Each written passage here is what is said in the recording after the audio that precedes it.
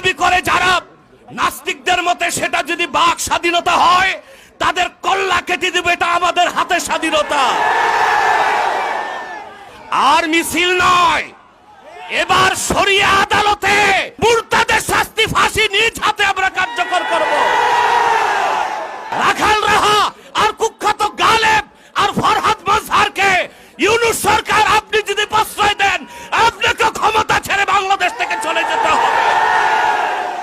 আল্লাহ তার আখিরি নবী আল্লাহর হাবিব মুহাম্মদ সাল্লাল্লাহু আলাইহি ওয়াসাল্লামের আরশচুম্বী সম্মান মর্যাদার বিরুদ্ধে কটূক্তিকারী কুখ্যাত নাস্তিক রাখাল রাহা এবং গালেবের ফাঁসির দাবিতে আজকের এই সমাবেশে যারা উপস্থিত হয়েছেন আমার পক্ষ থেকে তাদেরকে হৃদয় নিংড়ানো ভালোবাসা এবং অভিনন্দন জ্ঞাপন করছি। সম্মানিত সুধীর, সুদীর্ঘ 15 বছর ফেসিবাদের নায়িকা শেখ হাসিনা বাংলাদেশে আলেম ওলামাকে নির্যাতন করেছে। বাক স্বাধীনতার দোহাই দিয়ে যারা ইসলামকে আঘাত করেছে তাদেরকে আশ্রয় এবং প্রশ্রয় দিয়েছে। ফেসিবাদের বিরুদ্ধে আন্দোলনের সূচনা হয়েছে 2013 সালের 5ই মে আলেম ওলামার রক্ত ঢালার মাধ্যমে। সেই হেফাজতে 13 দফা দাবির অন্যতম দাবি ছিল আল্লাহ তার আখিরি নবী মুহাম্মদ সাল্লাল্লাহু আলাইহি ওয়াসাল্লামের আরশচুম্বী সম্মান মর্যাদার বিরুদ্ধে যারা কটূক্তি করবে তাদেরকে প্রতিরোধ করতে ব্লাসফেমি আইন করার একটা দাবি ছিল। কিন্তু ভারত এবং ইসরায়েলের দালাল এই দেশের মুসলমানদের রক্তে যার হাত রঞ্জিত হয়েছে শেখ হাসিনা সেই দাবি মেনে নেয় নাই। আমরা ভেবেছিলাম 2024 সালের 5ই আগস্ট বাংলাদেশ স্বাধীন হয়েছে। স্বাধীন হয়েছে সলিমুল্লাহ খানদের মতো নাস্তিকের জন্য, স্বাধীন হয়েছে তসলিমা নাসরিনের উত্তরসূরিদের জন্য। আমরা স্বাধীনতা পাই নাই। যেই বাংলাদেশে আল্লাহ তার হাবিব মুহাম্মদ সাল্লাল্লাহু আলাইহি ওয়াসাল্লামের আরশচুম্বী সম্মান মর্যাদার বিরুদ্ধে বাক স্বাধীনতার দোহাই দিয়ে নাস্তিকরা যখন তখন বেয়াদবি করে তাদের শাস্তি যদি না হয় আমরা মনে করি মুসলমান এখনো বাংলাদেশে পরাধীন। 47-এ আমরা স্বাধীন হই নাই, 71-এ স্বাধীন হই নাই, 5ই আগস্ট স্বাধীন হই নাই। আরেকটা বিপ্লব হবে, বুকের তাজা রক্ত ঢেলে দিয়ে হলেও বাংলাদেশের মুসলমান আলেম ওলামার নেতৃত্বে জাতীয় সংসদকে দখল করে নাস্তিকদের ফাঁসির রায়কে কার্যকর করব ইনশাআল্লাহ বাংলাদেশে।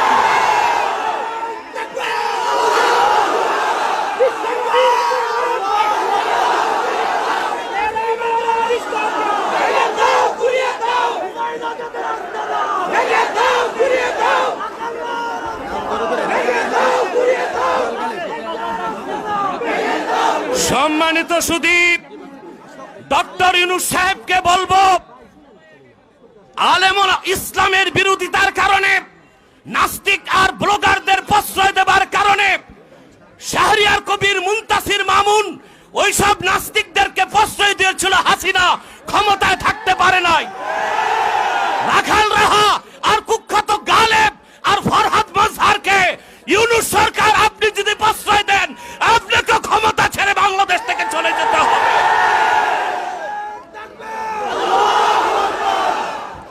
আর মিছিল নয়, এবার শরিয়া আদালতে মুরতাদের শাস্তি ফাঁসি নিজ হাতে আমরা কার্যকর করব।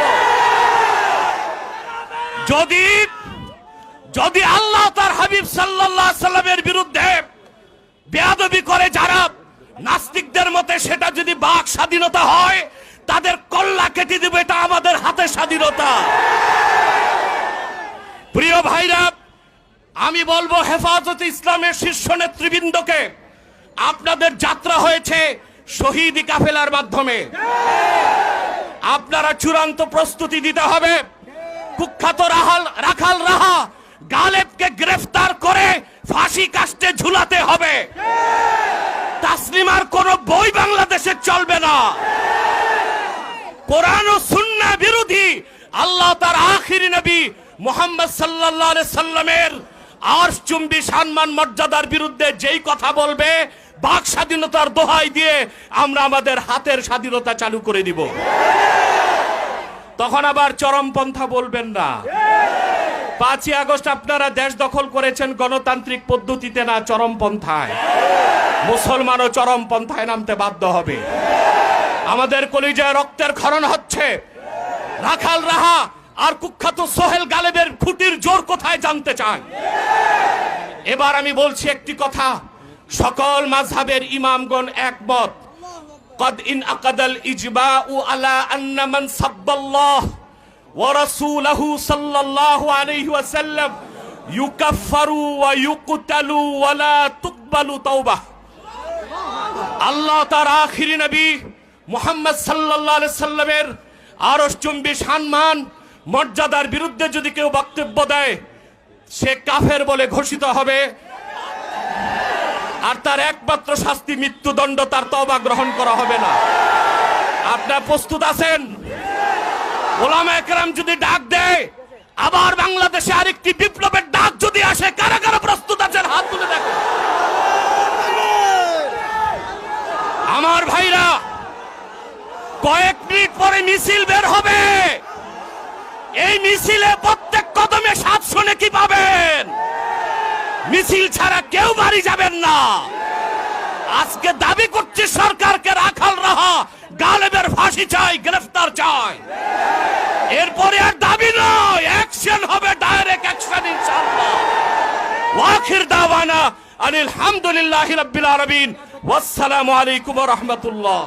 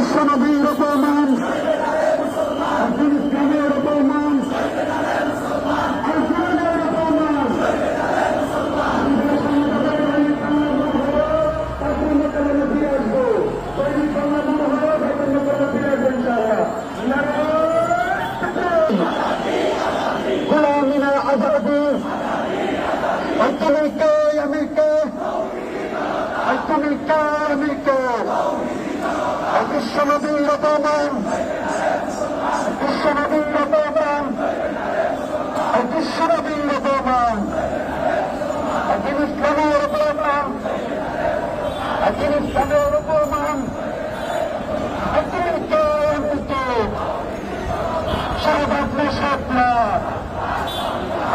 shapla, shapla, shapla,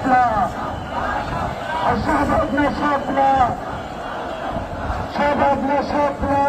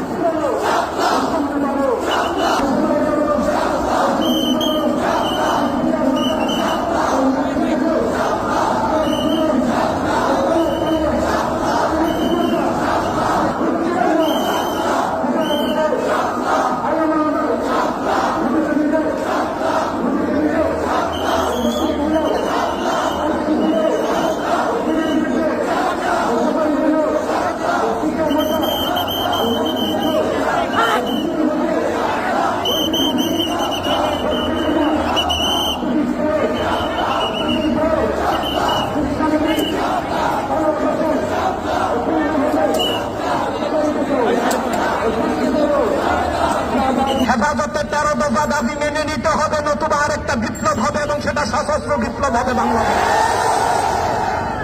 এবার একটা কথা বলবো, যারা ইসলামী রাজনীতির ব্যানারে আন্দোলন করেন, আপনাদেরকে বাংলাদেশের মানুষ চিনছে শাপলা চত্বর থেকে। অসংখ্য আলেম ওলামার রক্তের উপর পা দিয়ে আপনারা নেতৃত্ব পেয়েছেন। অথবা আপনারা বর্তমান সরকারের সুরে যদি সুর মিলান, আপনাদেরকে বয়কট করা হবে। কুখ্যাত কাফের কাদিয়ানীদেরকে রাষ্ট্রীয়ভাবে অমুসলিম ঘোষণা করতে হবে। নাস্তিক ব্লগারদেরকে শাস্তি করতে ব্লাসফেমি আইন করতে হবে। ভারতের তাবেদারি চলবে না, যুক্তরাষ্ট্রের তাবেদারিও করা যাবে না। আমাকে বাংলাদেশের মানুষ জানে আমি মৌলবাদী। আসলে আমি মৌলবাদী এবং চরমপন্থী। যদি রাখাল রাহা আর কুখ্যাত গালেবকে সরকার গ্রেফতার করে শাস্তির আওতায় না আনে, তাহলে আমরা কিন্তু শরীয়তের দৃষ্টিকোণ থেকে যা করার তা করে ফেলবো।